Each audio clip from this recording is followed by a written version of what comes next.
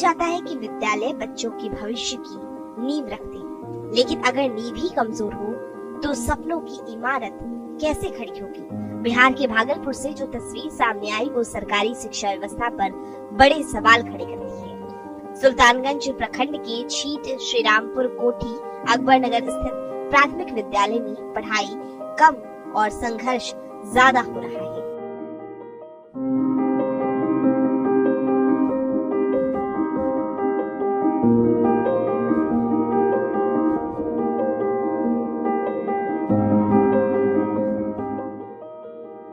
ये तस्वीरें हैं सुल्तानगंज प्रखंड के प्राथमिक विद्यालय छीट श्रीरामपुर कोठी की, जहां एक ही विद्यालय में पहली और दूसरी कक्षा की पढ़ाई साथ साथ चल रही है। दो शिक्षक, एक ब्लैक बोर्ड और सामने दो अलग अलग क्लास के बच्चे। शोर, भीड़ और अव्यवस्था के बीच बच्चों का ध्यान पढ़ाई में लग पाना लगभग नामुमकिन है। 2 साल पहले गंगापुर प्राथमिक विद्यालय को भी यही शिफ्ट कर दिया गया था। उम्मीद थी सुविधाएं बढ़ेंगी, लेकिन हुआ इसके उलट। बच्चों की संख्या बढ़ गई, कमरे वही के वही रह गए। 4 कमरे हैं, एक क्लास कंबाइंड चलती है 1-2। क्या कारण है? जगह कमी है। किचन अभी सीढ़ी के नीचे 45 किचन जगह नहीं है, इसलिए वो पहले से सीढ़ी के नीचे किचन की व्यवस्था है। बच्चों को खिलाने में क्या परेशानी है? बच्चा को खिलाने के लिए मेरे पास बरामदा नहीं है, जिससे हमको एक 3 क्लास खाली करके ऊपर भेजना पड़ता है। 3-5 कंबाइंड करते तो हम यहाँ भोजन करा पाते हैं। कितने बच्चे होंगे? बच्चे मेरे पास में 200 हैं। तो इसमें बेंच डेस्क की भी कमी होगा?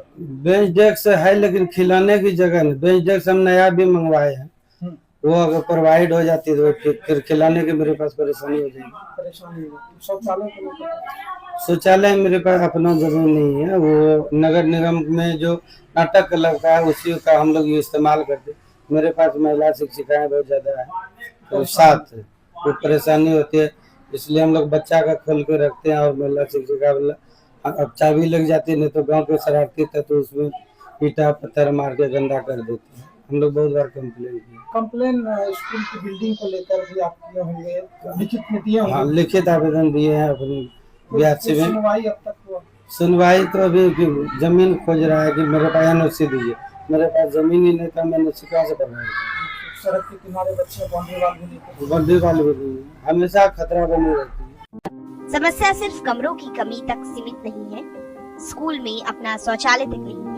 छोटे छोटे बच्चे पास के नाट्य क्लब के शौचालय का इस्तेमाल करने को मजबूर हैं। 7 महिला शिक्षिकाओं वाले इस विद्यालय में ये स्थिति और गंभीर हो जाती है। छात्राओं को खास परेशानी का सामना करना पड़ता है। कौन से क्लास? 3 क्लास में। क्या कुछ दिक्कत होता है? खाली बैठने का दिक्कत होता है और किसी का। सर लोग कैसा पढ़ाते हैं? अच्छा से। मैम अच्छा पढ़ाती है? मन लगता है पढ़ने में? हाँ। डेली स्कूल आते हो? हाँ। क्या क्या चाहिए? बेंच डेस्क चाहिए। खाना कहाँ पर खाते हैं? यहाँ पे। उसी में? हाँ। उसी क्लास में खाना? खाते। क्या बनना? क्या बनोगे आगे? क्या बनेगी? डॉक्टर बनना है। शिक्षक भी असहाय हैं। एक ही समय में 2 कक्षाओं को संभालना, सीमित संसाधनों में पढ़ाई कराना, ये किसी चुनौती से कम नहीं। कहानी यही होती कि एक क्लास में एक रूम में 2 क्लास के बच्चे पढ़ रहे हैं, 1 और 2 का। तो जिस समय हम लोग फोन पे पढ़ाने लगते हैं 2 टीचर, अगर दूसरे टीचर 2 क्लास वाले बच्चे को कुछ बता रहे हैं तो 1 क्लास वाला बच्चा नहीं सुन पा रहा है, उसमें परेशानी होती है। और अगर 1 क्लास वाले बच्चे को हम पढ़ाते हैं कुछ, फिर 2 क्लास वाले बच्चे की परेशानी बढ़ जाती है, वो नहीं लिख पाते हैं। दोनों को परेशानी होती है साथ में पढ़ाने के लिए। शुरुआत में पहले अटेंडेंस में हो जाती है, तो उसके लिए हम लोग 5 मिनट का समय अंतराल करते हैं।